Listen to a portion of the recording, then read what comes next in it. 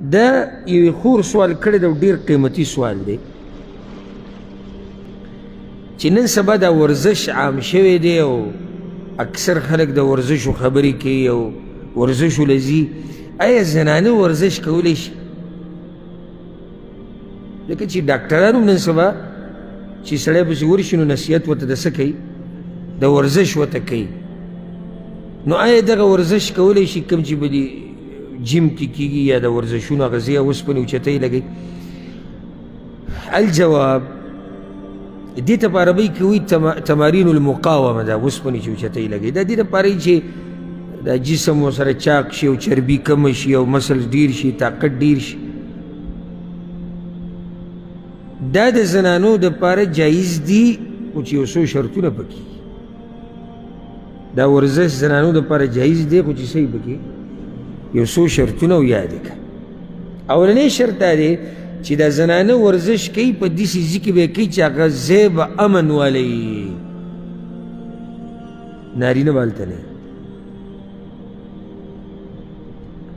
هلته به د نارینو سره اختلاط هغه به ځان له ځای دی د زنانو او هلته دا په امن او امان کې ده بیا صحیح ده. ځکه چې زنانه باندې لازم دي چې دا به د پردو سړو نه ځان پټ ساتي، ټول بدني عورت دی او د خپلو په مخ کې هم کوم چې محارمو کې دي نو صرف مخ کار کولی شي، لاس پې سر مرۍ دغه دي، هغو دپاره هم نور ځایونه نشي ښکاره کولی الا خاوند د زنانه هغه رشته ده چې دوی یو بل ته کتی شي. نو اولنی شرط دا دی. دویم شرط دا دی چې دا زنانه چې دغه ځای کې ورزش کوي زنانه راجمع شوي نو هم به یو بل ته بدنونه داسې نه ښکاره کوي چې به یې که عورت ښکاره شي.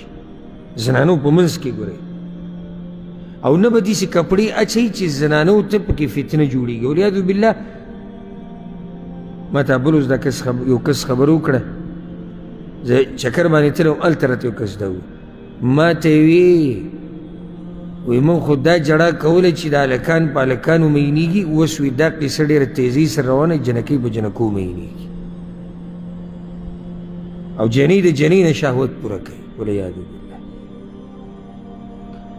دا د څه د لاسه خو همدې قصو د لاسه کنه چې کله یو زنانه لنډې تنګې جامې اچولي یا عورت یې ښکاري او بله زنانه چې هغه په دې بیمارۍ کې اخته ده د دې لپاره فتنه جوړه شي. نو دا پکې دویم شرط دی.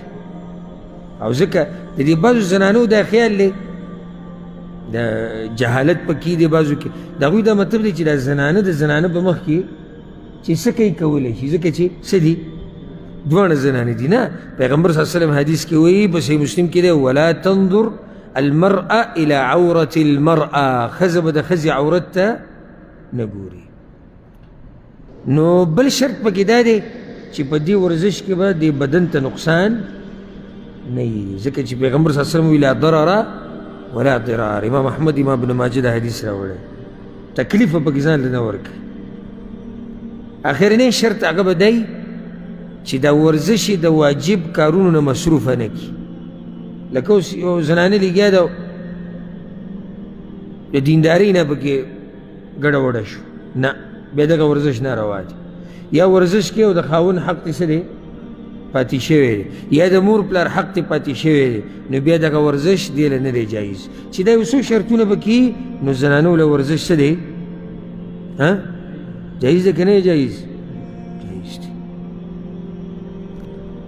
یو سړی به دې مسلې بیانولو ته څه ضرورت و؟ داسې ګوره عالم داعي